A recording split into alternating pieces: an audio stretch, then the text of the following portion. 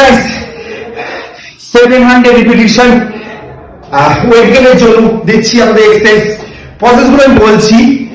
Body ওয়েটের exercise আপনারা করবেন অবশ্যই, যারা বিগিনার আছে, যারা ফার্স্ট টাইম এক্সারসাইজ করছে, তারা বডি ওয়েটের এক্সারসাইজটা আগে করুন ফার্স্ট, তারপর ওয়েট ট্রেনিং করুন। আপনার স্কোয়াট 300, তারপর পুশ আপ 300, 100 হচ্ছে চিরা। ওকে, মোস্ট এফেক্টিভ। এই রিপিটিশনগুলো করুন, 1 মাসের রেজাল্ট পাবেন গেইনিং। আমিও করেছি, আপনারাও করুন।